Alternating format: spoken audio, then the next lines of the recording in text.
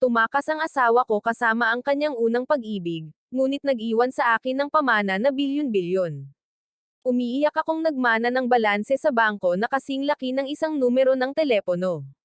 At pagkatapos ay nabuhay ako ng isang kahangahangang buhay sa loob ng 70 taon. Walang trabahong /5, walang mga mapang uyam na alipors. Ang pinakamalaking alalahanin ko araw-araw ay kung paano patuloy na lalago ang perang ito habang ginagastos ko ito. Nang mamatay ako ng mapayapa sa edad na 100, iniisip ko pa rin kung gaano kasarap mabuhay gamit ang pera ng aking mayamang asawa nang walang ginagawa. Ngunit sino ang mag-aakala na sa susunod na sandali, ako ay muling isisilang pagkalipas ng 70 taon. Sa araw ng aming pakikipagtipan, sinabi ng aking ama, "Anak, alam kong masama ang iyong pakiramdam. Nasa puso ni Swang Queen ang Li Jinghui na iyon. Ngunit hindi mo ba kayang tiisin ang kasal na ito para pandohan ang aming pamilya Tian?" Ang isang mayamang babae na walang interes sa pag-ibig ay nagpapayaman at nagpapalaya sa akin. Ang pag-iisip pa lang tungkol dito kahit isang segundo ay isang kawalan ng silbi sa pera. Nagulat si tatay. Ang bilis mo namang pumayag. Noong nakaraang linggo, sinasabi mong magiging monghe ka, pero hindi mo papakasalan ang babaeng walang ekspresyon. Sabi ko, "Tay, lumalaki rin ang isang tao." Bigla kong napagtanto. Mahalaga ang pag-ibig, pero mas mahalaga ang kalayaan. Kaya kung magsakripisyo ng ganito para sa negosyo ng pamilya natin. Noon lang, tumingin sa akin si Swang Qing at naisip, "Tianggo, buhay ka pa." Sinagot ba ng Diyos ang mga panalangin ko? Ibinalik niya ako sa panahon na wala pang nagsisimula. Sa dati kong buhay, sinira ko ang buong buhay mo para sa pekeng unang pag-ibig na iyon. Sa buhay na ito, hahakbang ako palapit sa iyo. Papalapit siya sa akin. Papalapit siya ng may nakapangangilabot na aura. Bagamat mabagal siyang maglakad, naramdaman kong bawat hakbang niya ay nagbabanta sa akin. Nagpaplano ba siya? Inilahad niya ang kanyang kamay. Sasampalin ba niya ako o sisikilan? "Huwag mo akong sasaktan sa mukha, Boss Su. Gagamitin ko ang mukha kong ito para mabuhay sa libreng pagkain." Pero ngumiti siya at sinabing, "Asawa, hindi ka makakatakas sa pagkakataong ito." Bakit sa ngiting yan ay parang kakainin niya ako ng buhay? Hanggat hindi nanganganib ang mana ko, kakainin niya ako. Pero napakalakas ng kanyang hawak. Casual na nagsalita si Boss Su. "Kahit na ibinenta ko na ang aking sarili sa pamilya mo, ibinebenta ko ang aking talento, hindi ang aking katawan. Oo, kung dadagdagan mo ang pera, ibang usapan na yan." Para maiwasan ang pagbabago ng isip ni Boss Su at hindi ma-activate ng maaga ang aking retirement policy, hindi ko man lang nasipilyuhan ng maayos ang aking ngipin kinabukasan at kinaladkad ko siya sa Civil Affairs Bureau, kung saan nagmumula ang sagradong amoy ng pera. Si Boss Su, ang ibig kong sabihin, ang asawa Su, ang kumuha ng sertipiko ng kasal. Ngayon ay legal na akong handa nang magsimulang magtrabaho. Kaya, dapat ba kaming umuwi at hintayin na mangyari ang aksidenteng iyon? Sabi niya, "Tianggo, ako ang unang nagkamali sa iyo. Ngayon, babawi ako sa pamamagitan ng pagiging mabuting asawa mo. Titira tayo sa malaking flat mo. Lilipat ako ngayong gabi. Magkasama na ba tayo?" Akala ko masisiyahan ako sa aking marangyang buhay ng comfortable pagkatapos kong makuha ang aking sertipiko. Pero gustong ipakita sa akin ni Boss Su kung ano ang isang perpektong asawa. "Ginang, anong klaseng luto ito? Gumagawa ka ng nuclear test sa bahay." Sabi niya, "Asawa, gusto ko sanang ipagluto ka ng cola chicken wings, pero iba ang plano ng kawali na ito." Bigla itong sumabog. Ang plano ni Pan ay mamatay. Hindi pa bumabalik si Li Jinghai. "Maaari mo ba akong papasukin? Plano mo bang iligtas ang pamana mo sa pamamagitan ng pisikal na pagpatay sa kanya?" "Tigilan mo na yan, boss. Huwag kang mag-alala. Mabilis kaming mga kawawang bata lumaki. Kakayanin ko ang lahat." Naisip niya, hindi ko pa nakakain ang pagkain niya noong nakaraan ko. Kaya ito ang lasa ng tahanan. Akala ko nakalimutan kong magdagdag ng asukal sa ulam na kamatis at itlog na ito. Pero kinakain niya ito na parang ulam na Mission III star. Tapos na. "Tianggo, bumalik ka na sa dati mong katinoan. Huwag kang magpaloko sa inosenteng anyo niya." Pagkatapos ay sinabi niya, "Tianggo, tinawagan ako ni Li Jinghui ngayon. Narito na ang pangunahing drama." Sa wakas ay live na ang first love. Sabihin mo agad sa kanya na pupuntahan mo siya at maglagay ng tseke sa mukha ko at sabihin mong umalis na ako. Pero sabi niya, pinaalis ko na siya at hinaranggan ko na ang numero ng telepono niya. Iyaya Boss Su, bakit hindi mo sinusunod ang script? Siya ang unang pag-ibig mo. Hindi isang basurahan. Kinagabihan, sinabi niya, may kidlat mamayang gabi. Takot ako sa dilim. Pwede ba akong matulog sa kwarto mo? Sabi ko, huwag kang lumapit sa akin. Sabi niya, may kidlat talaga sa labas. Pwede ba akong pumasok? Naisip ko, kidlat, boss, bulag ka ba? Bilog ang buwan at kumikinang na parang isang malaking tinapay ngayong gabi. Malinaw na pinagmamasdan mo ang katawan ko. Kung papapasukin kita, paano maisasakatuparan ang plano kong mamuhay ng komportable? May narinig akong pag-click. Pumasok siya. Paano naging maayos ang galaw na ito? Ito ba ang tinatawag ng mga mayayamang babae na pamimilit? Sabi niya, kapag nakapasok ka na sa pintuang ito, akin ka na. Nilak niya ang pinto. Tapos na, tapos na. Parang pagkulong ng aso sa kwarto at pagbugbog dito. Hindi. Pagkulong ng aso sa kwarto at pagbugbog dito. Hindi kong naipakita ko ang pisikal na lakas. Kapag ginamit ko ito, siguradong matatalo ako. Kailangan kong gamitin ang utak ko. Magsusuot ako ng mga damit na mag-aalis ng lahat ng interes. Boss, gumawa tayo ng mga patakaran ng team. Itong stick ang hangganan natin. Nakikita mo ba itong makapal na jacket ko? Tinatawag itong physical insulator. Hindi ako makapaniwala na kaya mong ma-excite sa isang matabang oso. Sabi niya, sige, hubby. Ang galing niyan. Kung mananatili akong malakas ng hindi nakakatulog, lilipas ng mapayapa ang gabing ito. Siangaw, huwag kang susuko. Ikaw ang lalaking lumalaban para sa bilyon-bilyon. Alas 2 na ng madaling araw. Tulog na siguro siya, di ba? Pero bakit nakakaramdam ako ng nakamamatay na aura mula sa likuran ko? Nandito siya. Parang dragon swing move. Iwasan mo ang yakap. Yakap ba ito? Parang straight neck lock. Kahit sa kabila ng aking hubad na paa at makapal na jacket, ramdam ko ang kanyang lambot. Ang kanyang anyo ay kawalan.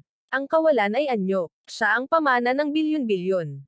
Hindi ako matuno sa kaunting kagandahan lang. Pero ang sarap ng kanyang amoy. Amoy pera ba yan? Kinabukasan, sabi niya, magandang umaga, hubby. Nakatulog ako ng mahimbing. Sabi ko, ang sarap. Parang tumakbo ako sa isang cross-country race buong gabi gamit ang mga damit ko. Succubus ba tong babaeng to? Nagising siyang kumikinang, at nagising akong parang mababali ang mga buto ko. Hindi. Kung magpapatuloy ito, siguradong matutunaw ako. Kailangan kong simulan ang plan B. Kailangan kong kamuhian niya ako. Magiging taong walang ingat akong gumagastos ng pera, kumakain ng libreng pagkain, at nagsasalita ng maangas. Walang babaeng makakatiis sa isang walang kwentang tao. Mrs., dahil ikaw ang nagpapalaki sa akin ngayon, hindi ba dapat ay may kaunting baon ako? Ayoko na ng dagdag. Mayroon na akong 10 milyon. Hihingi ako ng isang bagay na makakatakot sa kanya. Dapat alam niya na ang pagpapalaki sa akin ay parang pagpuno ng isang black hole. Sabi niya, inihanda ko na para sa iyo. Ang credit card na ito ay may walang katapusang limitasyon, at ang password ay ang iyong kaarawan. Anong kalokohan? Walang katapusang limitasyon. Hindi iyon ang script. Dapat tinawag mo akong walang kwenta at pagkatapos ay ininsulto mo ako sa pamamagitan ng pagbato ng pera sa mukha ko. Sapat na ba iyon? Kung hindi, ipapatransfer ko sa finance department ng ilang bilyong rupees direkta sa account mo. Ganito ba ang pakiramdam na pinalaki ng isang mayamang babae? Gusto kong kamuhian mo ako, at gusto mo akong lupigin ng pera. Sige, kung may lakas ng loob kang magbigay, may lakas din ako ng loob na gumastos. Bibilhin ko ang kalahati ng basura sa kalyeng ito. Ipapakita ko sa iyo kung gaano kasama ang aking panlasa at kung gaano ako kalaking nagsasayang ng pera. Sikat ang lugar na ito sa Pandaraya sa mga hanggal. Magaling yan. Ang mga pekeng bagay ay kahit saan. Ito ang perpektong lugar para sayangin ang iyong black card at ipakita ang iyong katangahan. Sabi ng tindero, boss, napakatalas ng mata mo. Bagong hukay lang ito. Sabi ko, tumigil ka na sa pagsasalita ng kalokohan. Ibigay mo na lang sa akin itong sirang palayok at ang tambak ng sirang tiles. Gusto ko lahat. Mukhang kubyertos ito mula sa kulungan ng manok. Bibilhin ko ito at ilalagay sa isang mansyon na nagkakahalaga ng milyon-milyon. Kapag nakita ito ni Su Wongqing, tiyak na magagalit siya sa pangit kong panlasa. Ay swipe mo ang 5 milyong yuan card. Hindi mo na kailangang magtago ng barya. Nagulat ang tindero, 5 milyon. Diyos ko, boss, sandali lang. Iimpake ko na. Hindi pwedeng iimpake ang ginto. Bumili ako ng sirang palayok sa halagang 5 milyon. Su Wongqing. Ngayon, titingnan ko kung paano mo ako pupurihin. Tiyak na iisipin mong baliw ako at babawiin mo ang itim mong card. Macy's, tingnan mo, ito ang huli ko ngayon. Binili ko ito sa halagang 5 milyon. Ano ang nagustuhan mo? Hindi ba ito parang historikal? Dali, pag-alitan mo ako. Tawagin mo akong Mandar Ambong. Tawagin mo akong lalaking walang panlasa at pagkatapos ay itapon mo itong sirang palayok. Sabi niya, ang kulay nitong luwad, ang amoy. Boss, pwede ko bang subukang linisin ito ng kaunti? Naisip ko, kumilos ka lang ng kumilos. Isa itong palayok ng pagkain ng baboy, hindi ba? Ang paglilinis ba nito ay magiging bulaklak? Diyos ko, isa itong obra maestra ng pamamahala ng dinastiyang Song. Ginto, sinulid, alambreng bakal, lilang gilid, at paang bakal. Isa itong antigo na nasa antas ng pambansang kayamanan. Sabi ko, anong kalokohan? Rukan, kaldero ba ito ng baboy? Sabi ng eksperto, manugang, ang dating piraso ay naibenta sa halagang 80 milyon sa isang subasta sa South Base. Kahit na medyo sira na, nagkakahalaga pa rin ito ng hindi bababa sa 50 milyon, at talagang walang katumbas. Gumastos ako ng 5 milyon para malugi, at ang kapalit nito, kumita ako ng 10 beses. Diyos ko, pinaglalaroan mo lang ba ako?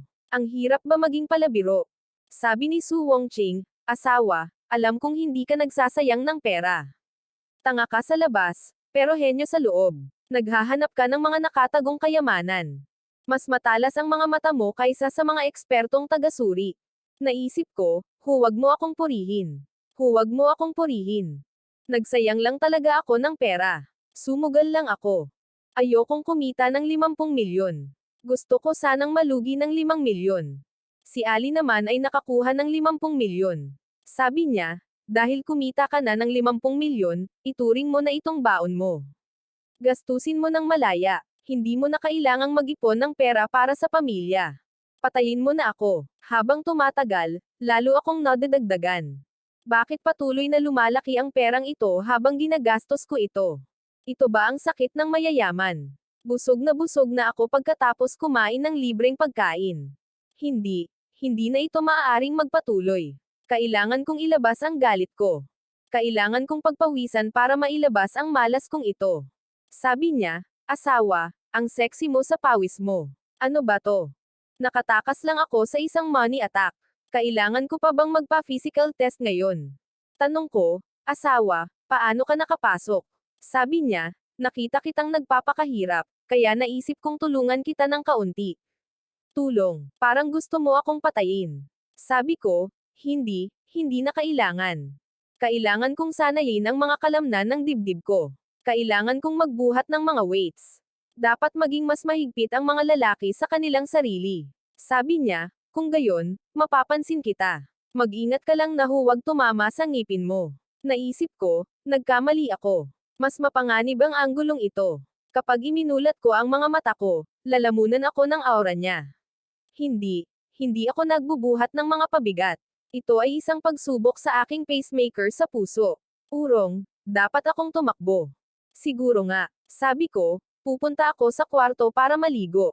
Sabi niya, bakit ka tumatakbo? Kung hindi ka mag-iinat pagkatapos mag-workout, magiging awkward ang mga kalamnan mo. Pagtiyagaan mo muna ako. Nasaan na tong stretching na to? Isa itong martial arts submission move. Nag-training ka ba sa Shaolin Temple noong nakaraan mo? Sabi niya, napakatigas ng katawan mo ngayon.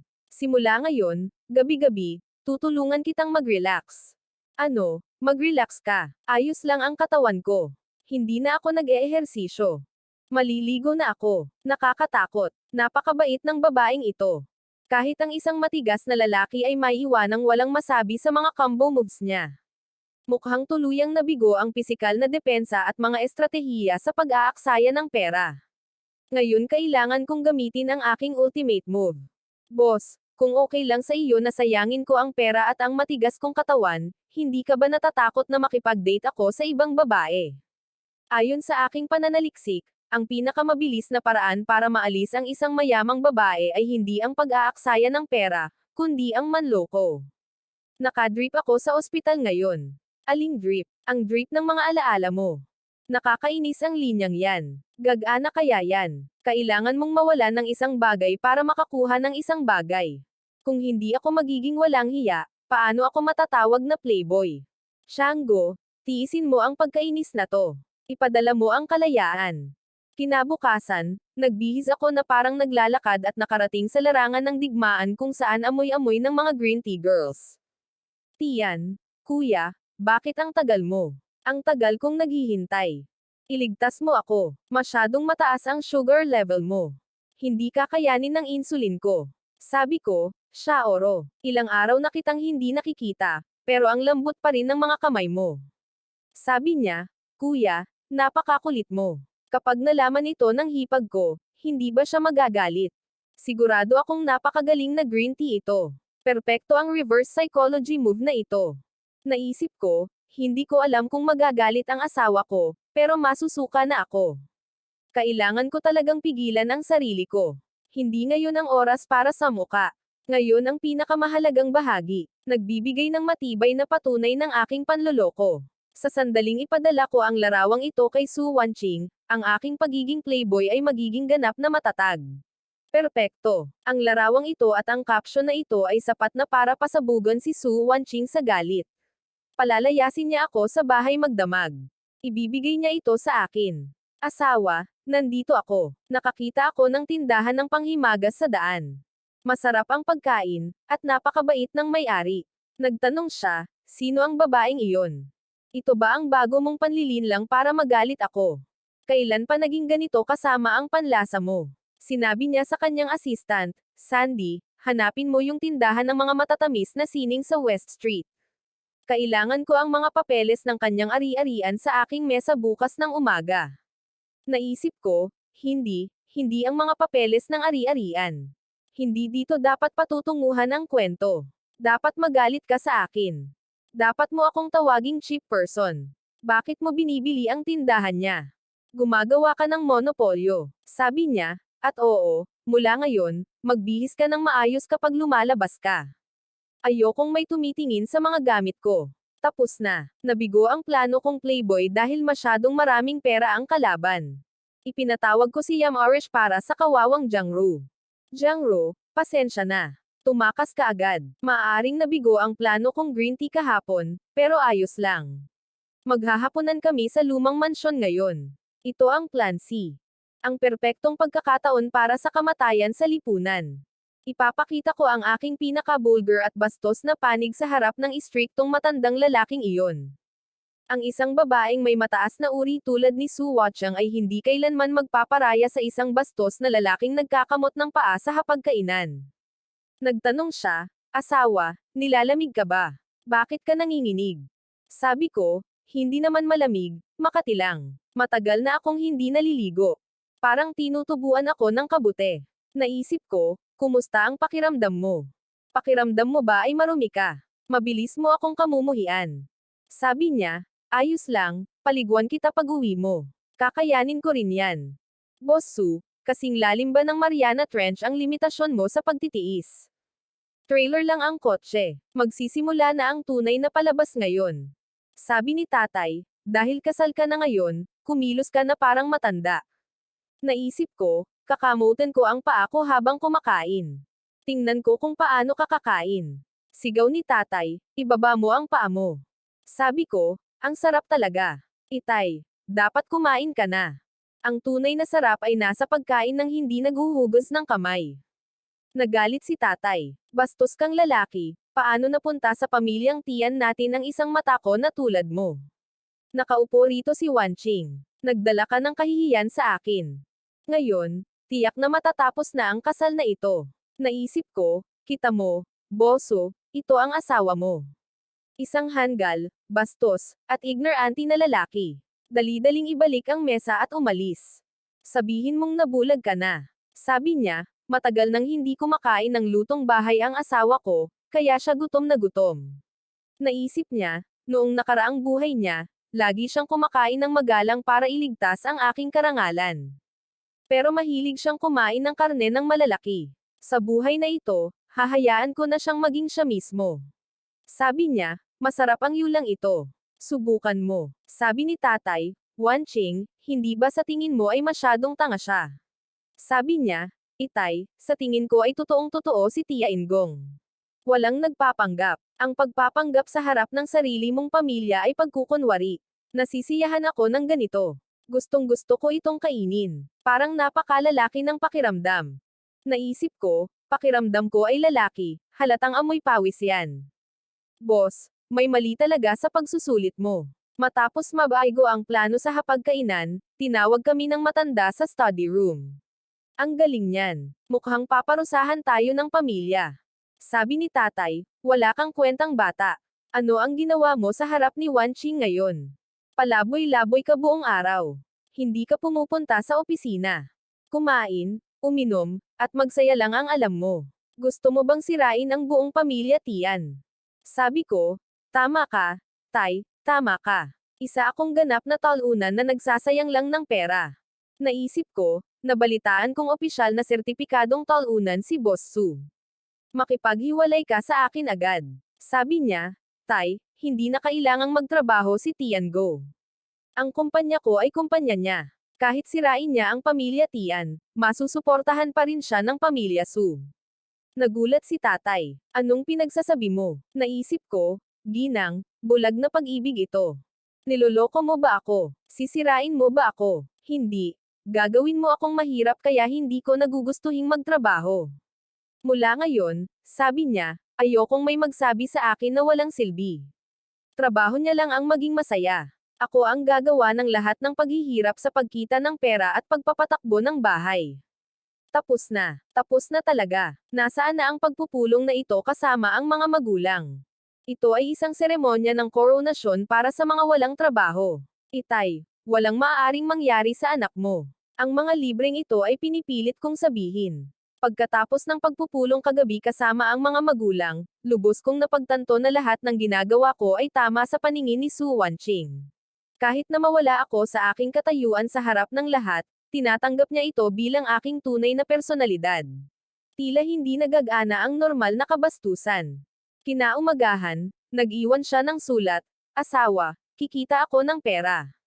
Nasa mesa na ang almusal. Mapagmahal ka, Manching. Naisip ko, nabubuhay, kapag talagang pinagtaksilan kita, titingnan ko kung paano mo ako mamahalin. Pupuntahan ko ang Jiangro na iyon. Makikipagrelasyon ako sa kanya. Ipapahiya ko si Su Wanqing sa harap ng buong mundo. Kaya bumalik ako sa tindahan ng panghimagas na binili ni Su Wanqing. Kahit may 2 gwardya na nakatayo sa pinto, lalo lang itong nagpapasaya. Ito ang tinatawag na kadiliman sa ilalim ng lampara. Naiintindihan mo, ang pinakadelikadong lugar ay ang pinakaligtas na lugar. Umiiyak na sabi ni Jiangro, napakadelikado ng demonyong babaeng iyon. Hindi lang niya binili ang tindahan ko, kundi pinapirma pa niya ako ng isang kasunduan. Hindi ko man lang kayang umalis sa trabaho ko. Pinarusahan niya ako sa pamamagitan ng paghuhugas ng 10,000 plato dito. Sabi ko, Shoro, nagtatrabaho ka pa ba?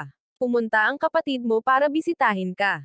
Sabi niya, Boss yan, kumusta ka rito? Hindi dumating ang hipag mo, di ba? Sabi ko, huwag kang matakot. Naparito ako para iligtas ka. Magkunwari ka na lang na nobyo ko at suportahan mo ang plano ko. Iyon na ang bag na ito, at marami pang darating. Isa itong patibong, naisip niya sa sarili. Isa itong bitag. Siguradong nanonood si Boss Su ng CCTV sa kung saan. Kapag kinuha ko itong bag, ibibitin ako sa isang halijing semento at itatapon sa dagat bukas. Sabi ko, anong sabi mo? Ano ang saysay ng pagiging kasama mo ang babaeng leon na iyon? Magsaya ka kasama ko. Naisip niya, kailangan kitang pagtaksilan para mailigtas ang buhay ko. Malakas niyang sabi, Boss yan, patawarin mo ako, wala talaga akong lakas ng loob. Kahit medyo nag-aalala si Jiangro, sa wakas ay kinuha niya ang bag, na akit ng pera. Pagkakuha niya ng bag, naging totoo ang pagpapanggap kong may relasyon kami. Malamang napunta ang mensahe sa telepono ni Su Wonching nang i-swipe niya ang card. Ngayon, hihintayin ko na lang na umuwi si Su Wonching na may dalang kutsilyo. Nandito siya. Nandito siya. Nandito siya dala ang ebidensya. Tiyak na tatanungin niya ako kung bakit ko ibinigay ang bag sa bruhang iyon. Dali, ihagis mo sa mukha ko. Sabi niya, ang cute mo. Natuto ka pang ang gumawa ng mga sorpresa. Sabi ko, sorpresa. Anong klaseng sorpresa? Sabi niya, pumunta si Jiang Ru sa kumpanya para bisitahin ako noong hapong iyon. Ibinigay niya sa akin ang bag na ito. Sabi niya, pumunta ka mismo sa tindahan na iyon at pumili nito bilang sorpresa para sa akin. Pero medyo mahiyain ka at nahihiya kang ibigay ito sa akin ng direkta. Kaya hiniling mo sa akin na ibigay ito sa iyo. Naisip ko, Jiang Ru, binili kita ng bag na nagkakahalaga ng 200,000, at ibinenta mo ito sa akin at kinuha ang kredito. Isa ka bang undercover agent ng Suman Kings? Sabi niya, Hobby, alam kong nahihiya ka pa ring ipahayag ang iyong nararamdaman dahil sa mga nakaraang pangyayari. Ayos lang, naiintindihan ko ang iyong nararamdaman. Gustong gusto ko ang kulay na ito. Sabi ko, kung gusto mo ito, maganda ito. Gusto ko nang mamatay. Nagastos ang pera. Hindi nasira ang aking pagkatao, at sa kabaligtaran, mas tumibay ang aming relasyon. Ang libreng ito ay tiyak na lason. Nangyari ang pagpapaupa. Ang sikat na unang pag-ibig na iyon, ang lalaking nagdulot ng labis na problema kay Su Wonching sa nakaraang buhay nito, ay sa wakas ay nakabalik na sa bansa. Sa wakas ay dumating na ang aking tagapagligtas. Sabi niya, Chango, alam kong ayaw mo ng diborsyo, pero kailangan mong maunawaan na tunay kaming nagmamahalan ni Wonching. Kung matalino ka, umatras ka. Maaari kitang bigyan ng pera. Sabi ko, Kuya Jingwei, sa wakas ay nasabi mo na. Hindi ito tungkol sa pera. Sa totoo lang, sawang-sawa na ako sa kalupitan ng halimaw na iyon, ang ibig kong sabihin, ng boss. Dapat ay ilabas mo na siya rito agad. Nagulat siya at naisip, ano ang problema ng lalaking ito? Dapat ba niya akong binato ng tsaa sa galit? Mukhang iniimpake niya ang asawa niya at ibinibigay sa akin. Sabi ko, alam kong kakabalik mo lang. Baka kulang ka sa pera. Itago mo itong card. Milyon lang ang limitasyon nito. Gamitin mo ito hanggat gusto mo. Bumili ka ng mga Wonching bag, diamante, singsing, at yoke. Gumawa ka ng maraming romantikong bagay hanggat maaari. Kung nabasa mo ito, ituring mo itong card na regalo ko sa kasal. Good luck, kapatid ko. Hindi ka matatalo sa laban na ito. Nasa mga kamay mo ang malayang buhay ko sa hinaharap. Nakumbinsi ko na si Li Jingwei. Ngayon, ang kailangan ko na lang gawin ay lokohin si Su Wonching. Nabook ko na ng buo ang sinehan para sa pinakamarangyang magkasintahan sa lungsod at naghanda ng eksena para sa kanilang pagkikita pagkatapos ng maraming taon. Ngayong gabi, muling mag-aalab ang apoy ng kanilang dating pag-ibig. Dumating si Su Wangwang at nagtanong, Asawa, anong sorpresa ang hiniling mo sa akin na ibigay sa iyo? Lumitaw si Li Jingwei. Wangwang, matagal na rin mula noong huli tayong nagkita. Sabi niya, kumusta ka na rito? Nasaan si Chango? Sumagot siya, Chango, ang walang kwentang lalaking iyon ay tumakas dala ang pera. Wangwang, alam kong hindi mo pa ako nakakalimutan. Simulan natin ang bagong buhay ngayong gabi. Palihim akong nanood at naisip, oo, katulad ni Li Jingwei, sige. Yakapin mo siya, halikan mo siya. Ang buong sitwasyon ay perpektong nakaayos. Kung walang mangyayari ngayon, masasayang lang ang pera ko sa bukang. Sabi ni Su Wangwang, huwag mo akong hawakan gamit ang maruruming kamay mo. Umalis ka rito. Galit na galit si Li Jingwei. Suangkwang, bakit ka nagpapanggap? Ibinenta ka sa akin ng duwag na si Tiang. Tingnan mo, ito ang card na ibinigay niya sa akin. Naisip ni Suangkwang, ito ang card na ibinigay ko kay Tiang. Ibinigay pa nga sa akin ni Tiang ang baon niya para protektahan ako mula sa panggugulo ng lalaking ito. Kaya ginagawa ng asawa ko ang lahat ng ito para protektahan ako. Kahit na mali ang pagkakaintindi ko, gusto niya akong ilayo sa masamang taong ito. Naisip ko mula sa malayo, magaling yan. Ihagis mo ang pera sa mukha niya. Sabihin mo sa kanya na marami kang pera. Gumagana ang plano. Lumabas ako. Asawa, nagkataon lang. Pumunta ka rin ba sa sinehan? Sabi niya, asawa, pasensya na. Ang dami mong pinagdaan ng hirap. Sabi ko, so, gulo. Wala akong naramdamang hirap. Nanood lang ako ng libreng drama at kumain ng popcorn. Tuwang-tuwa ako. Galit niyang sabi, Li Jingwei, paano mo nagawang i-blackmail ang asawa ko at kunin pa ang baon niya? Ipapakita ko sa iyo na ang mga kahihinatnan ng panggigipit kay Tiango ay mas malala pa kaysa sa pagkabangkarote. Naisip ni Li Jingwei, bakit ako nakakaramdam ng malamig na hangin sa aking likod? Sabi ko kay Li Jingwei, kahit na napakasama ng iyong pagganap kahapon, napagpasyahan kong bigyan ka ng isa pang pagkakataon. Ito ang bagong produkto ng So Group para sa susunod na quarter. Kunin mo ang pangunahing code nito. Kopyahin mo ito. Ilunsad mo ito. Wasakin ang Su Group, at magiging malaya ako. Tanong ni Li Jingwei, talaga bang tutulungan mo akong sirain ang pamilya Su? Ano ang mapapala mo rito? Sabi ko, ano ang mapapala mo? Makakakuha ako ng kapayapaan. Sawang-sawa na ako sa pagiging mapang kontrol ng babaeng iyon. Gusto ko na lang kunin ang pera para sa diborsyo at tumakas. Kapatid, ikaw na lang ang tanging pag-asa ko. Sabi ni Li Jingwei, sige, Tiango, nagtitiwala ako sa iyo. Sisirain ko ang reputasyon ni Su Wangwang sa paglulunsad ng produkto bukas. Sa kaganapan ng paglulunsad kinabukasan, sinabi ni Su Wangwang, mga binibini at ginoo, ngayon Su. Malapit nang ilunsad ng grupo ang isang revolusyonaryong AI chip. Sumigaw si Li Jingwei, teka. Su Wangwang, inakusahan ka ng pagnanakaw. Akala ko nandito na. Nandito na ang martilyo ng hustisya. Li Jingwei, magaling. Dali. Ihagis ninyo sa mukha niya ang lahat ng ebidensya. Sabi ni Li Jingwei, tingnan ninyong lahat. Ito ang pangunahing code ng Li Group, na binuo natin sa loob ng 3 taon, at ang kanilang code ay eksaktong pareho. Kahit isang bantas ay tugma. Su Wangwang, ipinadala mo ang iyong mga tauhan para nakawin ang ating teknolohiya. Akala ko tapos na. Matibay na patunay. Mrs. Malapit nang bumagsak ang iyong imperyo. Ngumiti si Su Wangwang. Ano ito? Buzz Lee, maraming salamat sa pagpunta mo para subukan ang aming anti-theft trap system. Ang USB drive na hawak mo ay naglalaman ng virus trap na sadyang nailabas namin. Sa sandaling patakbuhin mo ito, i-reverse hack nito at i-lock ang mga server ng iyong kumpanya. Nang sandaling iyon, tumakbo ang assistant ni Li Jingwei.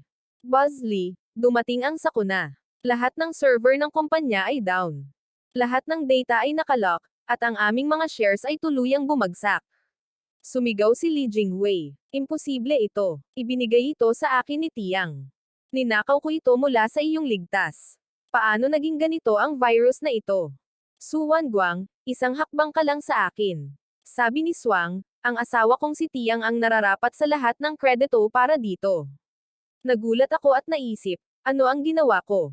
Sabi ni Su Wangguang, ipinasa niya ang kasamaan at nagkunwaring pumapasok sa kampo ng kaaway para makuha ni Li Jingwei ang USB drive na naglalaman ng virus. Sabi ni Li Jingwei, siya. Isa siyang undercover agent. Isa itong perpektong plano, parang sa isang pelikulang pang-espiya. Sabi ni Su Wangguang, asawa, marami kang pinagdaanan. Sabi ng isang tao sa karamihan, Diyos ko, si Mr. Tian ay isang henyo sa negosyo. Naisip ko, hindi ako nagkukunwari. Nagtataksil talaga ako. Bakit ba ang hirap gumawa ng masama? Sabi ni Su Wacheng, hobby, ang galing ng ginawa mo ngayon. Anong gantimpala ang ibibigay ko sa iyo? Sabi ko, ayoko ng gantimpala. Huwag kang lumapit sa akin.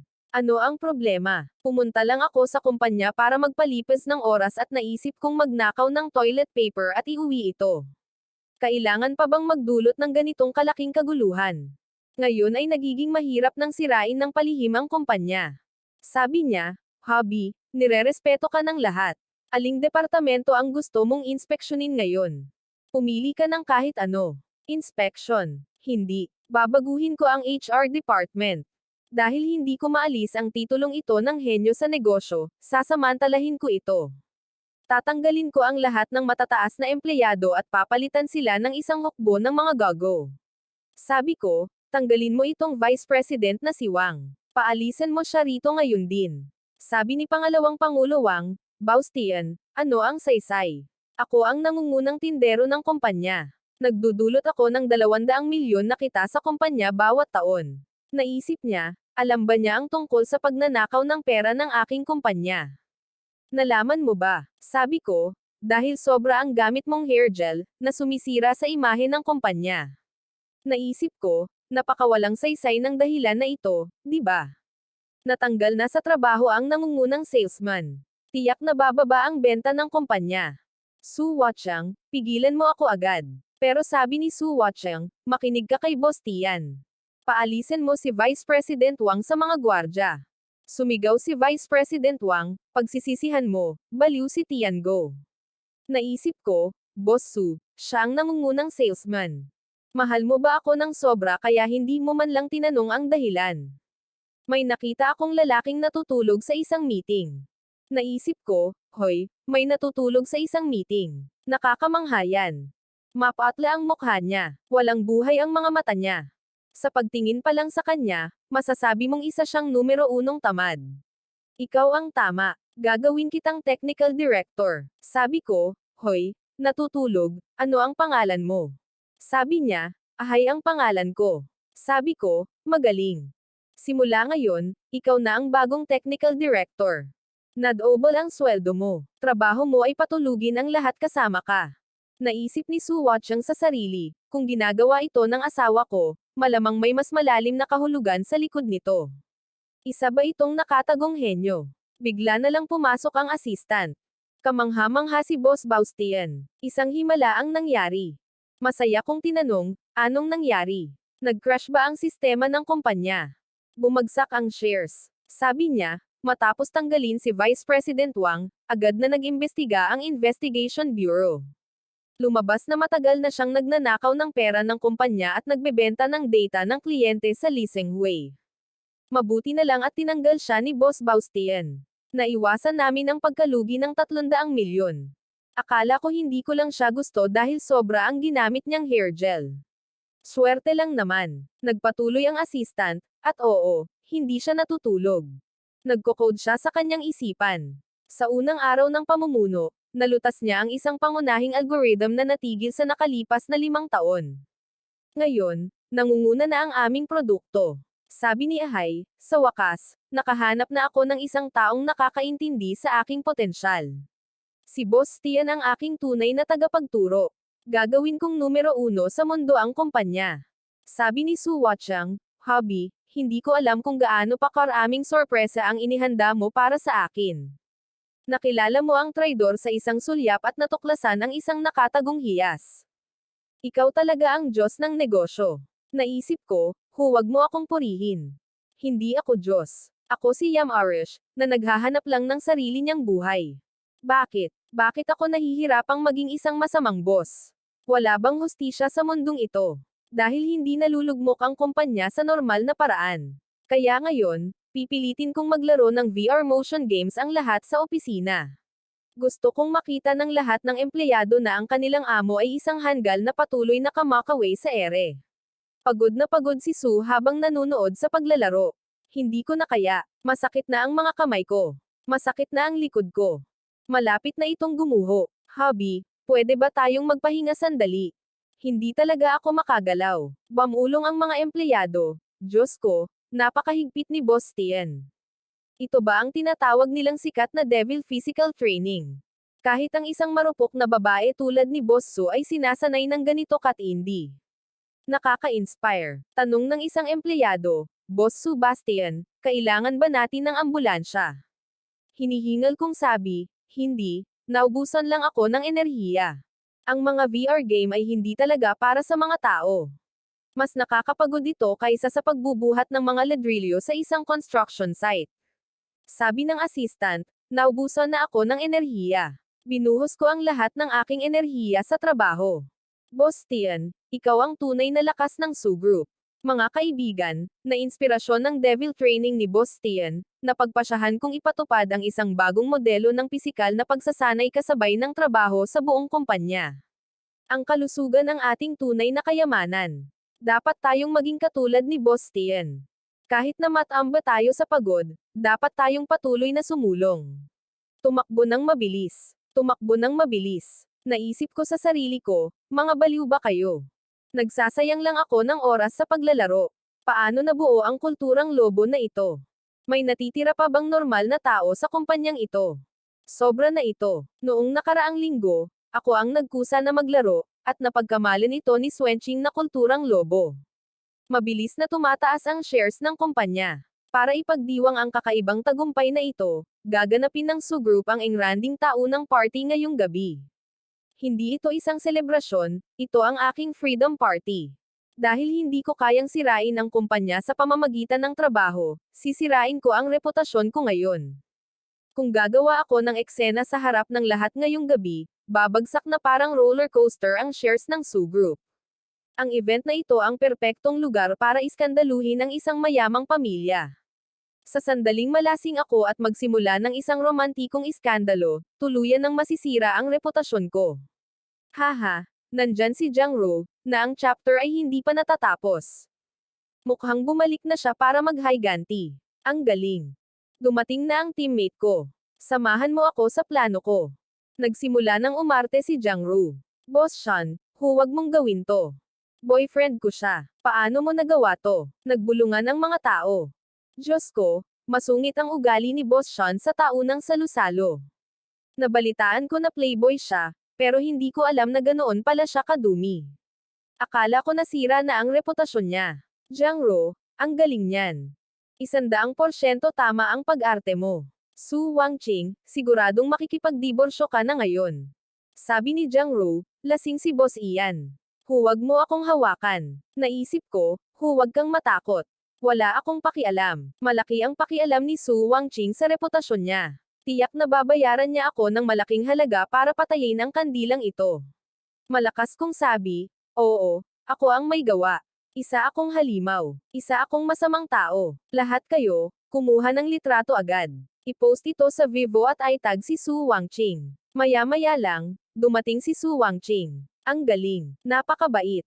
Napakahusay ng performance. Miss Jiang, nakalimutan mo na ba na ang Su Group ay isang technology company? Nagkukunwari ka ba sa lugar ko? Binabalewala mo ba ang 4K 120 high-speed cameras natin? Nagulat ang mga tao. Ano? Niloloko niya ako. Ang talino naman ng babaeng ito. Salamat sa Diyos na may CCTV. Hindi ito totoo. Naisip ko, Su Wangqing, bakit ka naglagay ng napakaraming dekalidad na camera sa party hall? Nagkukunan ka ba ng dokumentaryo? Nasira na ang pangarap kong maging playboy. Pagpapatuloy ni Su Wangqing, at oo, Miss Jiang. Yung bag na binili sa'yo ng asawa ko noong nakaraang linggo sa halagang 200,000 rupees, agad mo itong pinalitan ng 180,000 rupees na cash sa isang segunda manong luxury shop. Kinuha mo ang pera ng asawa ko at ngayon ay sinusubukan mo siyang i-frame. Hindi ba't blackmail lang ito? Miss Jiang, pakitulungan naman ako sa investigasyon. Sumama ka sa amin sa istasyon ng pulis. Nagsimulang sumigaw si Jiang Ro. Iligtas mo ako. Ikaw ang nagsabi sa akin na kumilos. Sabi ko sa sarili ko, tumahimik ka. Kapag sumigaw ka pa, ikukulong kita kasama mo. Nakakatakot ang babaeng ito. Hindi lang CCTV footage ang hawak niya, pati na rin ang mga detalye ng bangko. Sa harap niya, para akong bukas na libro. Mapagmahal na sabi ni Su Wangchen, Habi, natakot ka, di ba? Alam kong hindi ka nagbibigay ng paliwanag para lang maiwasan akong insultuhan. Napaka-inosente mo. Mas gusto mong sisihin ang sarili mo. Naisip ko, gusto ko talagang sisihin ang sarili ko. Sino ba ang may pakialam sa reputasyon mo? Gusto ko ng diborsyo. Ngayon, tingnan mo, nakulong ang green tea na iyon, at tuluyan akong napawalang sala. Ito na ba ang kapalaran ko na maging isang disente at mabuting lalaki sa buhay na ito? Diyos ko, patayin mo ako. Bakit ang hirap maging masamang tao? Pumunta siya sa ibang babae at siya ang ikinagulat ko. Nahuli ako sa isang maling iskandalo, pinapatunayan kong inosente ako. Dahil walang gumaganang panlilinlang, diretso akong sasalakay. Ngayong gabi, sa ilalim ng impluensya ng alak, sasabihin ko sa iyo ang nasa puso ko. Kagabi, sinabi ni Su Wangchan, asawa, bakit ang dami mong nainom? Nagkunwari ako, iwan mo na ako. Kailangan kong pumunta kay Lee Ji-hee. Kayong dalawa ay tunay na nagmamahalan. Isa lang akong buto sa kebab dito. Wala akong silbi. Naisip niya, nagsasalita na naman siya ng kalokohan. Malinaw na ayaw niya sa akin. Dapat na akong umalis, pero hinihiling pa rin niya sa akin na umalis. Sabi niya, asawa, hanggang kailan ka magpapanggap? Sabi ko, Suang-chan, huwag mo akong tingnan ng ganyan. Sa tingin mo ba ay napakabuti kong tao? Sabi niya, syempre naman. Ikaw ang pinakamagandang tao sa buong mundo para sa akin. Sabi ko, mali, talagang mali. Hindi kita mahal. Pera mo lang ang mahal ko. Pinakasalan kita para mabuhay ako sa kayamanan mo. Gusto kong tumakas ka kasama si Lee Ji.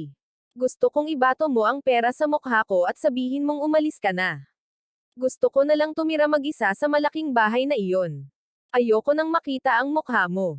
Kaya kong maging masaya kahit wala ka. Naiintindihan mo ba? Naisip niya sa sarili. Habang umiiyak, sinungaling ka, sabi mo magiging masaya ka kahit wala ako. Pero sa dati mong buhay, noong iniwan kita para sa una kong pag-ibig, hindi ka nagpakasal sa aking alaala at ginugol mo ang iyong buhay na mag-isa. Tinatawag mo yang 70 taon ng kalungkutan na kaligayahan. Naiintindihan ko. Natatakot kang maulit ang kasaysayan.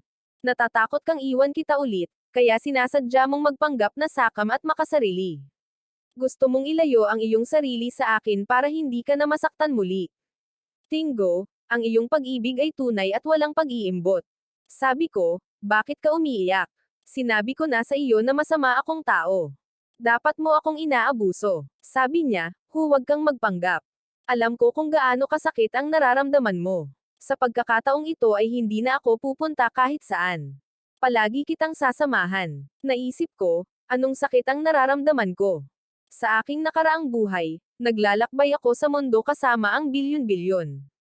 Ang saya-saya ko. Malaki siguro ang hindi mo pagkakaunawaan. Kinabukasan ay nakatanggap ako ng kontrata. Naisip ko kung nakumbinsi ba siya sa sinabi ko kagabi at ngayon ay gusto na niyang makipaghiwalay. Sabi ng katulong, Mr. Tian, sinabi iyan ni Boss So dahil napaka-insecure mo at palaging natatakot na iwan ka niya, pinirmahan niya ang kasunduang ito. Kung hindi mo siya diniborsyo, hindi ka niya iiwan sa buhay na ito. Ito ang panghabang buhay niyang pangako sa iyo. Naisip ko sa sarili ko, wala akong seguridad, wala akong kalayaan.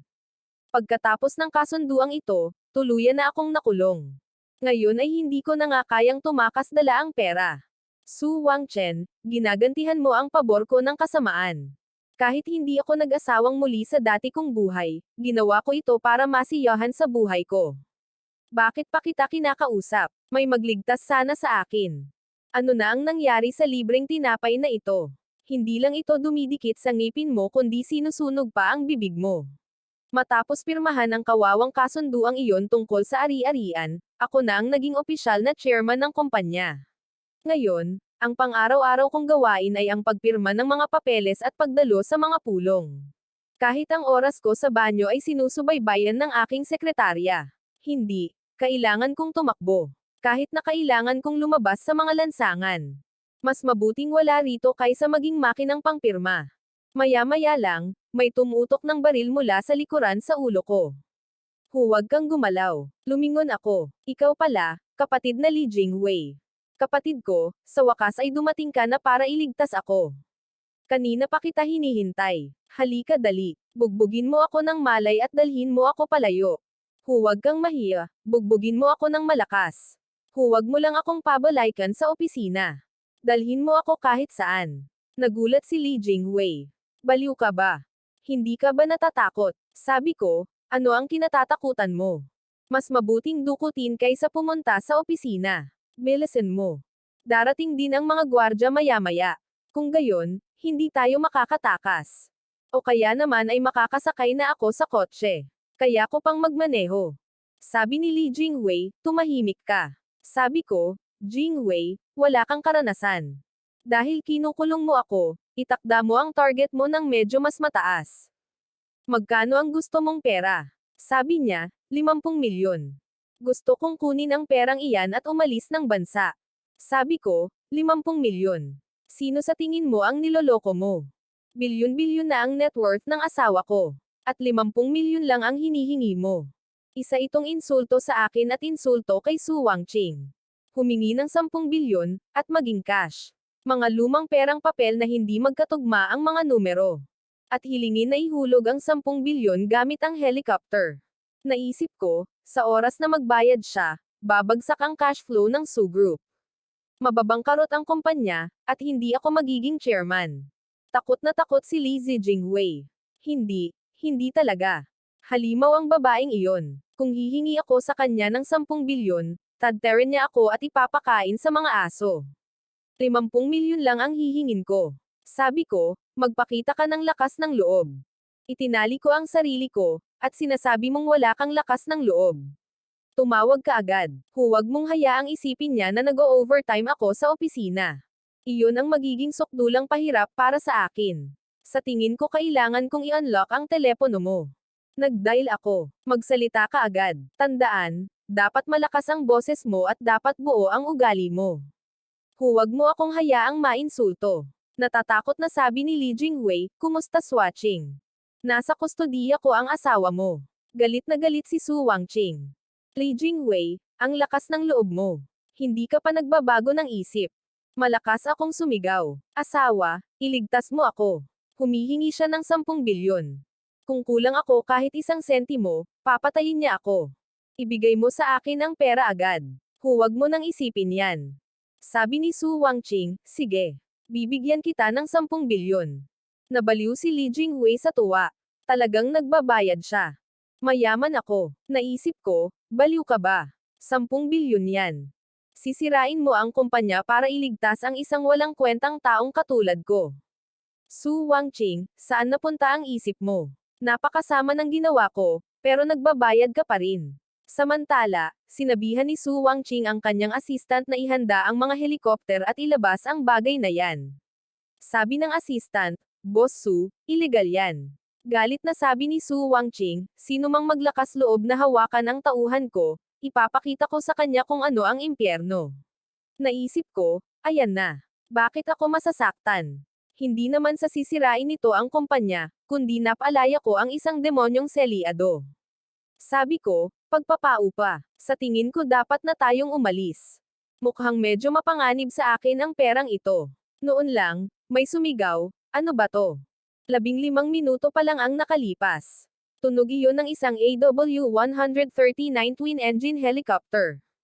Su Wangqing, nandito ka ba para magbayad ng ransom o para mag-shoot ng isang Hollywood action movie? Naghulog ng pera ang helicopter. Nabaliw si Li Jingwei. Pera talaga ito. Sumigaw siya, Su Wangqing, nagdala ka talaga ng 10 bilyon para sa walang kwentang lalaking ito. Bakit? Ako ang pinakamagaling. Ako ang unang pag-ibig mo. Kung hindi mo ako makukuha, hindi ka rin niya makukuha. Pagkatapos noon, binunot niya ako ng kutsilyo. Naisip ko, anong hindi ganoon ang script? Bakit hindi ka tumakas dala ang pera? Bakit mo ako gustong patayin? Kidnapper ka ba o mamamatay tao? Sinusubukan kong tumakas. Noon lang, pumasok si Swatching, at tinamaan siya ng kutsilyo. Habi, not-ambush siya. Ayos lang. Hindi kita matiis noong nakaraang buhay ko. Hindi ko rin kaya ngayon. Nasalo ko siya. Baliw. Para sa isang hamak na taong katulad ko na ang gusto lang ay kainin ang pera mo. Tama ba iyon? Galit kong tinitigan si Li Jingwei. Paano mo siya nagawang hawakan? Hindi ko pa siya hinayaan na makalmat sa loob ng 2 buhay ko, at hinawakan mo pa siya. Binugbog ko si Li Jingwei ng malakas. Umiyak ako at sinabing, Su Wangqing, makinig ka sa akin. Hindi kita hahayaang mamatay. Hindi pa nagagamit ang pera mo. Hindi ka maaaring mamatay. Naisip niya sa sarili, kaya hindi siya duwag. Ang gwapo niya kapag galit. Sabi ko, Wangqing, bobo ka. Kung mamatay ka, kaninong pera ang gagamitin ko para kainin ang mga libreng pagkaing ito? Sa ospital, tinanong ko ang doktor, Doktor, kumusta ang asawa ko?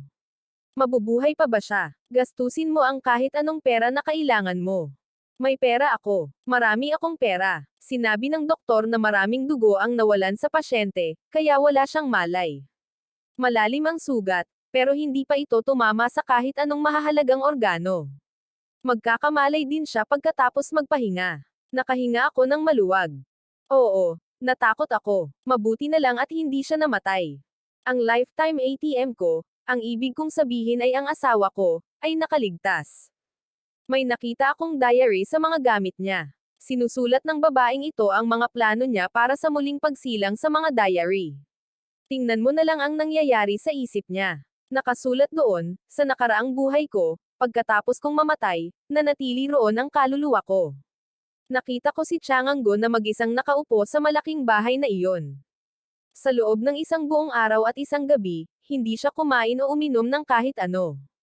Binasa ko ito at naisip, hindi ako kumain o uminom. Sa sobrang abala ko sa paglalaro ay nakalimutan kong kumain. Iyon ang saya ng pagtatapos sa huling antas, kung saan nakakalimutan ng isang tao ang gutom at uhaw. Paano mo maiisip na sumuko na siya sa pagkain dahil sa kalungkutan? Nakasaad pa sa diary, sa sumunod na 70 taon, hindi siya nag-asawa. Lagi siyang pumupunta mag-isa sa mga lugar na dati naming pinupuntahan at umiiyak sa mga tanawin.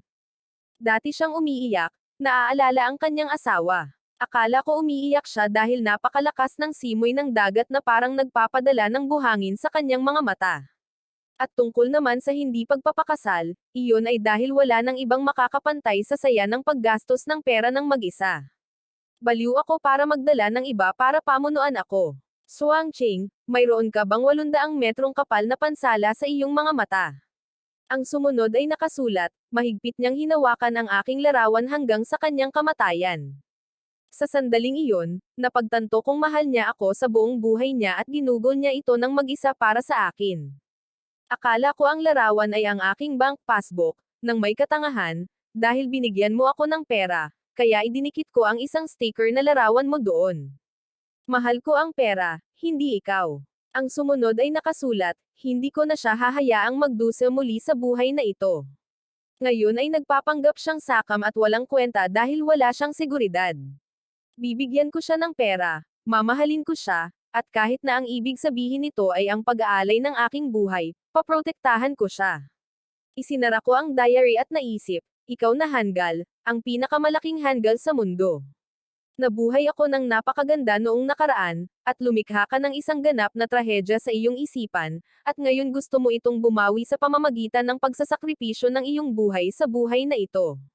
Okay. Dahil pinipilit mo ang mga libreng tinapay na ito sa bibig ko at isinasapanganib mo pa ang iyong buhay para dito, ako ang tunay na magiging mapagmahal at mabuting asawa mo sa buhay na ito. Noon lang siya natauhan. Asawa, umiiyak ka ba? Pinunasan ko ang aking mga luha, at sinabi ko, sino ang umiiyak? Nag-aalala ako sa bayarin sa ospital. Alam mo ba kung magkano ang halaga ng isang paglipad sa helicopter? Alam mo ba kung magkano ang bayarin sa isang VIP ward para sa isang araw? Ngumiti siya at sinabing, ayos lang. May pera ako. Mula ngayon, lahat ng pera ko ay iyon na. Sapat na para panasan ang mga luha mo. Sabi ko, ayoko ng pera. Suengwang, ayoko ng pera. Tigilan mo na ba ang pagiging tanga mo? Naisip niya, tingnan mo, kabaligtaran na naman ang sinasabi niya. Sinasabi niyang ayaw niya ng pera para lang makapagpahinga ako ng mapayapa. Mahal mo pa rin talaga ako. Sabi niya, sabi ng doktor kailangan kong magpahinga ng 1 buwan. Sa loob ng 1 buwang ito, ang kumpanya ay nasa kamay mo na. Ipinaalam ko na sa board of directors. Sabi niya, tingnan mo, ang ibig kong sabihin ay alagaan mo ako. Sabi ko, hindi, misis, ang alam ko lang ay kumain, uminom, at magsaya. Kung aalis ako, tiyak na lulubog ang kumpanya. Lulubog ito. Sandali, ito. Kaya ito ay isang magandang pagkakataon. Kung gagastos ako ng pera ng walang humpay sa 1 buwang ito at sisirain ang buong sistema ng kumpanya, hindi ba niya babawiin ang aking kapangyarihan at pauuwiin ako para magpahinga? Sabi ko, sige, aalis na ako. Huwag kayong mag-alala. Ako na ang bahala sa kumpanya. Pagdating sa kumpanya, sabi ko, mag-ingat kayong lahat. Bago magsimula ang pulong, hayaan ninyong maglatag ako ng 3 bagong tuntunin. Unang tuntunin, walang pulong na lalampas sa 5 minuto. Sino mang mag-o-overtime ay babawasan ng sweldo. Pangalawang tuntunin, walang PPT na lalampas sa 3 pahina. Sino mang magsusulat ng mas mahahabang sanaysay ay tatanggalin sa trabaho. Pangatlong tuntunin, kung may manggahas na mag-overtime pagkalipas ng 6 p.m., ibig sabihin ay hindi nila ako iginagalang, Tia Inggong. Tatanggalin agad sila. Nagsimulang mag-usap ang mga empleyado. Anong bagong paraan ito? Hindi nila pinapayagan ang overtime. Sinusubukan ba ng amo ang ating katapatan? Napakatalino. Inaalis talaga ng amo ang paulit-ulit na trabaho at hindi kinakailangang pressure. Pinapataas niya ang kahusayan at binabawasan ang stress. Ito ang pinaka-advanced na ideya sa pamamahala. Hindi tayo mag-overtime. Magaling ang amo. Naisip ko, magaling, sinasabi ko sa inyo na umuwi na kayo at maglaro. Nasanay na ba kayong mga corporate worker na maging durog?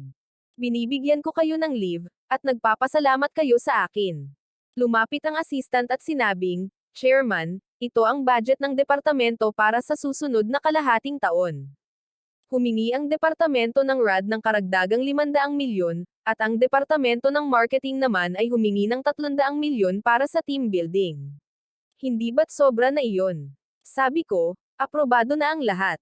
Bigyan ang RAD hindi ng 500 milyon, kundi 1 bilyon. Hayaan silang magtayo ng kahit anong gusto nila. Saan pupunta ang mga marketing people para sa team building? Aprobado na ang Maldives at mag-book ng first-class tickets para sa lahat. Nataranta ang assistant at sinabing, Boss Tian, masisira nito ang ating cash flow. Sabi ko, hayaan mo na. Kung gayon, isasangla mo na ang gusali. Tumigil ka na sa pagsasalita ng kalokohan at dalian mong ipamahagi ang pera. Ngumiti ako at naisip, sa ganitong bilis, malulugi ang Su Group sa loob ng 1 buwan. Pagkatapos ay buong pagmamalaki akong babalik sa ospital at hihilingin sa iyo na alagaan mo akong muli. Pagkalipas ng 1 buwan, dumating ako sa ospital, nagkukunwaring umiiyak. Asawa, pasensya na. Sinira ko ang kumpanya. Nagastos ko na ang lahat ng pera. Lahat ay nagte-team building sa Maldives. Mukhang walang nagtatrabaho. Noon lang, lumabas ang balita sa TV, ang mga shares ng Su Group ay umabot sa isang bagong record ngayong linggo. Dahil sa masayang kultura ng trabaho ng bagong chairman na si Tian Go, ang kahusayan ng mga empleyado ay tumaas ng 300%. Ang kanyang desisyon na mamuhunan ng malaki sa R&D ay nakaakit ng mga nangungunang siyentipiko mula sa buong mundo. Ang Su Group ay nakatakdang mangibabaw sa merkado ng AI sa susunod na 10 taon. Nauntog ko ang ulo ko habang nanonood ng TV. Ang kahusayan ay tumaas ng 300%. Hindi ba kayo pumunta sa Maldives? Dumating na ang mga siyentipiko. Gusto ko lang mag-aksaya ng pera. Paano nangyari ang investment na ito? May natitira pa bang hustisya sa mundong ito? Mapagmahal na sabi ni Su Watcheng, Hobby, alam kong isa kang henyo. Napakahusay ng pamamahala mo sa kumpanya. Ngayon ay maaari na akong maging stress-free. Kinakabahang tanong ko, para saan ang stress-free? Namula siya at sinabing, syempre, para magkaroon ng anak, kailangan natin ng sarili nating anak. Kailangan kong bumawi sa kakulangan ng buhay ko dati. Ang bata ay isang halimaw na mahilig sa pera. Isang maingay na demonyo. Hindi ko nga kayang pamahalaan ang isang kumpanya. Paano ko mapapamahalaan ang isang bata? Ayoko nito. Kailangan ko ng vasectomy ngayon. Pero sa loob ng 3 araw na sunod-sunod, 3 beses lang akong kumakain ng talaba sa isang araw, at nag-schedule ng overtime sa gabi. Nakikita mo, sabi ko, tao ako. Hindi makina. Walang nagpapahirap kahit sa isang asno. Takbo, kailangan kong tumakbo. Kung makakatakas ako sa kama na ito, kahit matulog pa ako sa ilalim ng tulay, paraiso na iyon para sa akin. Palm, isang buhay na puno ng karangyan. Palm, mga gamot na nagpapalakas ng enerhiya. Hahanapin ko ang aking kalayaan. Ito ang tunay na buhay. Sa kalye, naisip ko, ang pagkaing Michelin Star ay para sa mga taong maselang tao. Ang mga tunay na lalaki ay kumakain ng mga pagkaing kalye. Kumain ako mula sa isang nagtitinda ng mga pagkaing kalye. Pero teka, nagrereklamo ang tiyan ko. Pagkain ba ito o isang biological weapon? Hindi. Mahina ang panunaw ko. Anong problema ko? Parang napupunit ang tiyan ko. Natulog ako sa isang murang hotel kagabi. Oh, gawa ba sa papel de liha itong bedsheet? Bakit ang sakit? Allergic ako sa mga telang hindi seda. Ako ba ang pinong prinsesa mula sa Princess and the Pea? Binabali ang gulugod ko nitong matigas na kama. Namimiss ko ang malaki kong velvet na kama. Kinabukasan, humiga ako sa isang bangko sa parke. Ang ganda na ng mga pasilidad sa mga parke nitong mga nakaraang araw. Ang bangkong ito ay ganap na organikong dinisenyo. Uhaw na uhaw ako. Sana makakuha ako ng kahit kaunting tubig. Maya-maya lang, may pas ang gamulong ng isang bote ng tubig papunta sa akin. Naisip ko, napakatalino ng pas ang ito. Alam nitong ganitong brand ng tubig lang ang iniinom ko. Nakatago, sabi ng mga bodyguard sa walkie-talkie, gutom ang target. Cooking team, ipadala ninyo ang nagtitinda ng kamote doon sa loob ng 5 minuto. Tandaan, ang mga kamote ay puno ng Australian M9 Wagyu beef at black truffles. Pero sunugin ninyo ng kaunti ang panlabas na balat para magmukhang ilang rupees lang ang halaga nito. Hindi niya dapat malaman. May dalang cart ang isang lalaki. Mainit na kamote. Sabi ko, Tiyo, bigyan mo ako ng isa. Kinagat ko at naisip, paano kaya lasang beef Wellington itong kamote? Tumingin ako sa paligid at sinabing, lumabas ka. Tumigil ka na sa pag-aartista. Nako, walis na tiya, yang mga itlog ng kalapati sa daliri mo. Nabubulag ako sa malaking singsing na diamante. At pati na rin iyong pas ang kahit tubig. Pagkatapos ay dumating ang huni. Hubby, nasiyahan ka ba sa paglalaro ng gala? Napaiyak ako. Mrs., mali ako. Ayokong maging malayang lobo. Gusto ko lang maging alagang aso mo. Iuwi mo ako agad. Gusto kong matulog sa velvet mong kama. Kung gusto natin magkaanak, ayos lang. Hinaplos niya ang ulo ko. Mabuting bata ka. Umuwi ka na. Masahehin kita sa buong katawan. Ngumiti siya at sinabing, alam kong walang sino man sa mundong ito ang makakaagaw sa iyo mula sa akin. Kahit ikaw ay hindi. Sa loob ng ilang taon, anak, tigilan mo na ang panonood ng mga nakakabagot na bagay na iyan. Tara maglaro tayo ng Red Dead Redemption kasama si tatay. Kapag natapos natin ang laro, bibilhan ka ni tatay ng Ultraman. Inayos ng 5 taong gulang kong anak na si Xiaobao ang kanyang salamin at sinabing, Tay, napakabata mo naman. Bumagsak lang ng 0.5 puntos ang NDC index. Iniisip ko kung dapat ko bang samantalahin ang pagkakataong ito para mamuhunan, at ayoko ng Ultraman. Kailangan ko ang The Intelligent Investor ni Benjamin Graham. Napahawak ako sa ulo ko. Diyos ko, paano nagkaroon ng ganitong kagaling na investment genius ang isang tamad na isdang tulad ko? Sakto lang, lumabas si Su Wenqing mula sa kusina. Hubby Xiaobao, dali, subukan mo.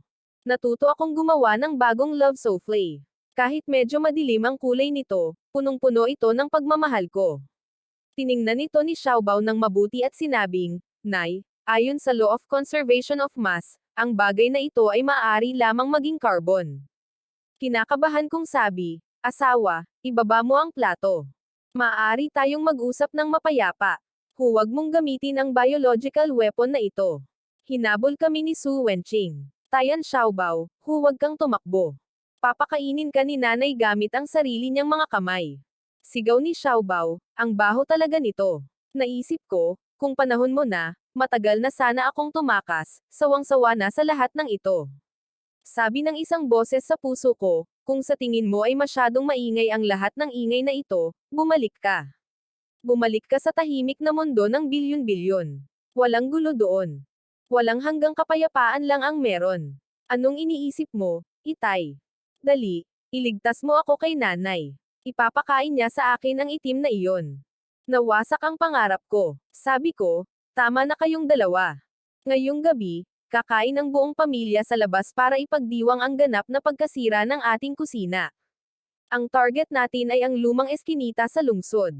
Kakain tayo ng street food at mabahong tokwa. Tumawa si Su Wenqing at sinabing, walang maaaring mangyari sa iyo. Sabi ni Xiaobao, ang street food ay may mababang pamantayan sa kalinisan at naglalaman ng sobrang mantika at asin. Sabi ko, tumahimik ka. Walang nagkakasakit sa kaunting dumi. At tanggalin mo ang kakaibang baso mo. 5 taong gulang ka pa lang. Huwag kang magpanggap na si Warren Buffett. Ngumiti ako at naisip ko, una, gusto ko lang mag-relax dahil walang tao sa likod ko. Pero ngayon ayoko nang mag-relax lang, dahil gusto kong pasanin ang dalawang ito at dalhin sila sa mas malayong paglalakbay na ito.